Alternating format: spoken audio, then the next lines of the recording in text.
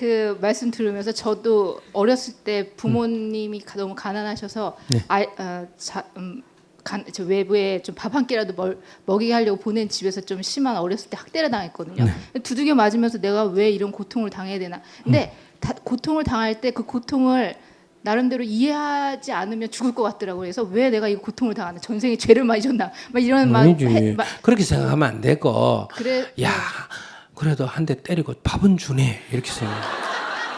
근데 딴 집은 안 때리고 밥 안 주는데, 그래서 그건 때리고 밥 주잖아.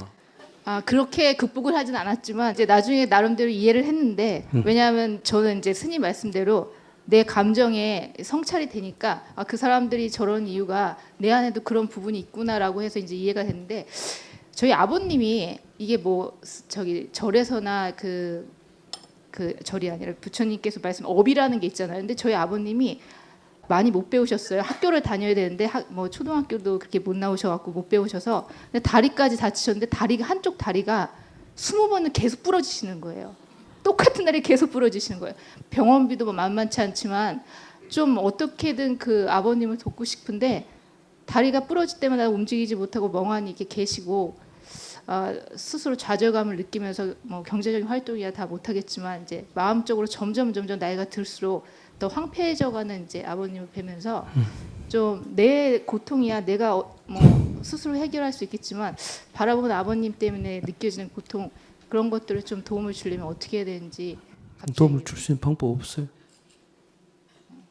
그것도 지 문제, 자기 문제. 아버지는 그냥 잘 사는 거예요. 골골하면서 아야야야야 하면서 사는 거예요. 그냥 자기가 복이 안 된 거지. 자기 복이 안 된 거지. 내가 그 보고 안 됐다고 해서 아버지 병이 낫는 것도 아니고, 내가 인상 쓰고 있으면 아버지도 힘들지. 그리고 그건 아버지 인생이야. 그러니까 가을에 가면서 낙엽이 떨어져요, 안 떨어져요? 낙엽 떨어지지. 낙엽이 떨어진 걸 슬프다고 그러지. 그래 안 그래요? 근데 낙엽 떨어지는 건 슬픈 거는 사람 문제야, 낙엽 문제야? 사람 문제죠.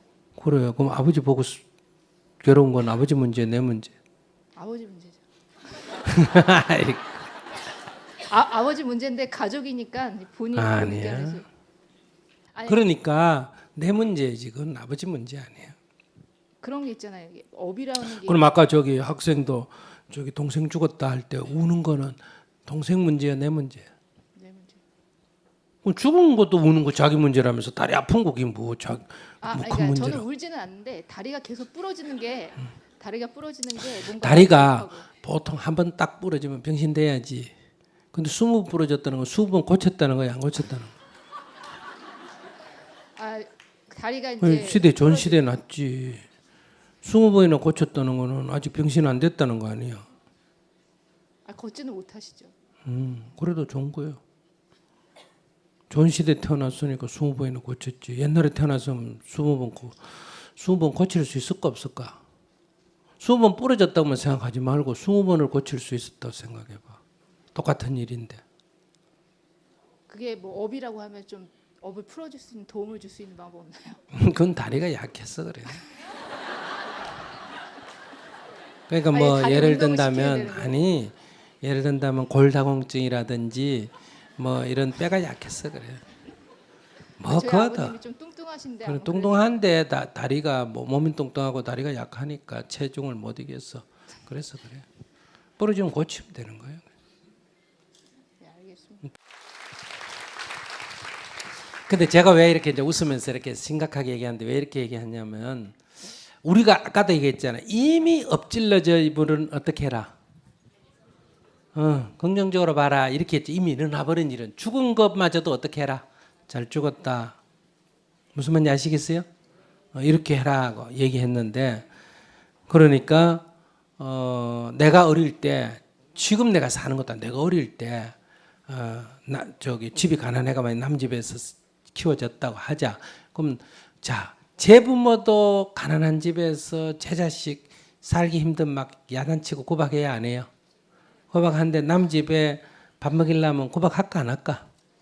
근데 사실은 구박하는 건 아니에요. 그냥 성질 내는 거지. 그 사람 입장에서는. 그런데 실컷 그 집 입장에서 생각하면 애 나무에 하나 키워주고 요거도 먹잖아. 그지? 바보 같은 짓이 아니에요. 그래서 저런 사람이 있었기 때문에 절대로 나무에 부탁해 받아 키워주면 안 돼요. 요거도 먹어요. 그러니까 어떻게 생각해야 되느냐. 이제 크면 어릴 때는 그렇죠. 어른이 되면 아 그래도 그 집은 나를 키워줬구나. 고맙다고 뭐다가 한 것 같지만은 그래도 나를 어때요? 재워주고 키워줬으니 고맙다. 이렇게 생각을 하면 상처가 치유가 돼. 그 사람은 고마운 사람이구나. 근데 내가 어릴 때는 그걸 모르고 키워준 건 생각 안 하고 뭐만 생각했다? 구박한 것만 생각했는데 구박은 10이라면 키워준 건 100이야. 그렇게 고맙게 생각해야 돼. 그러면 그게 치유가 되는 거예요. 그것처럼 아버님 다리가 10번 부러졌다. 10번 부러지면 막 거기 징크스를 자꾸 갖다 붙여. 그렇게 생각할 필요가 없어. 그거는 몸 체중이 크고 다리는 약하고 다리에 골이 약고 골격이 약하든지 이렇게 해서 생긴 문제인데 그러면 20번 병원에 갔다 하는 거는 사실 크게 다쳤다는 거예요? 적게 다쳤다는 거예요? 내가 감옥에 갔는데 내 방에 들어온 사람이 전과 16범이었어요. 그래서 내가 막 굉장히 쫄았어요. 전과 몇 범? 16범. 그런데 나이도 얼마 안 되는데 16범이요. 그래서 완전히 쫄았는데 나중에 같은 방에 있으면 얘기를 해보니까 진짜 보통 사람이에요. 왜? 전과가 16범이 되려면 죄를 크게 지어야 되나 적게 지어야 되나? 예? 적게 지어야 16범이 되지. 제복 사람을 죽이거나 뭐 폭행을 해가 뼈를 부러뜨리거나 뭐 남을 뭐 성추행을 하거나 하면 16범까지 될 수 있나 없나? 1범이면 2범 되고 끝이요. 아시겠죠? 16범은 우리가 16 이러면 와 이러는데 얘기해보면 이거 완전히 좀도덕이야. 좀도덕이니까 16번을 16범이 될 수 있는 거예요. 그래서 우리가 그 오해를 하시면 안 돼요. 그러니까 벌써 다리가 진짜 크게 팍 부러졌으면 2번 부러질 일이 있나 없나? 없어. 20번 부러졌다니까. 그거 조금씩 다쳤다는 얘기야. 조금씩 다쳐야 20번 되지. 많이 다치면 20번을 어떻게 다쳐요? 20번을 어떻게 수술을 해요? 그러니까 그 체중에 몸이 못 붙어서 생긴 거니까 그걸 갖다가 징크스라고 생각할 거 없어요. 어떻게 생각하느냐에 따라 달라. 그러니까 너무 걱정하지 마세요. 연세 몇이에요? 65세. 근데 아예 그냥 한쪽 다리 없어가 의족해 놓은 사람도 있어요, 없어요? 그러니까 괜찮아요. 그럴 때는 어디 가봐야 된다? 장애자 모임 같은 데 한번 가보면 해소가 돼요. 알았죠? 어떻게 비교하는 인간 심리가 이래요. 한번 보세요. 내가 버스를 타고 가다가 30명이 같이 탄 버스요. 버스를 타고 가다 버스가 넘어져서 팔이 딱 부러졌어.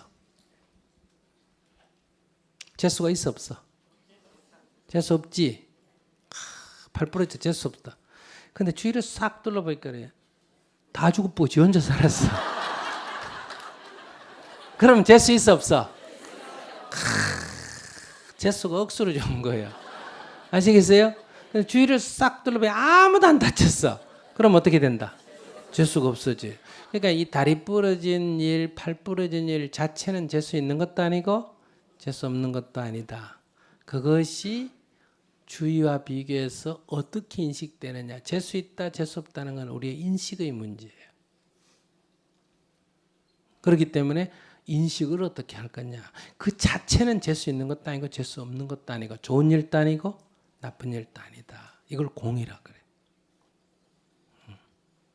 그런데 여러분들은 항상 자기에게 주어진 일을 재수 없다는 쪽으로 생각을 해요. 그러니까 항상 불행한 거예요. 스님은 항상 주위에서 일어나는 일을 가능하면 어느 쪽으로 생각한다? 재수 있는 쪽으로 생각해요. 그래서 극단적으로 말하면 이래요. 계단 내려가다가 한쪽 다리를 다쳤어. 그러면 여러분들 이 다친 다리를 붙들고 아이고 재수 없어 이래요. 아이고 내 다리 이래요. 근데 나는 요 안 부러진 다리를 보고 아이고 요건 안 부러졌네 이렇게 해서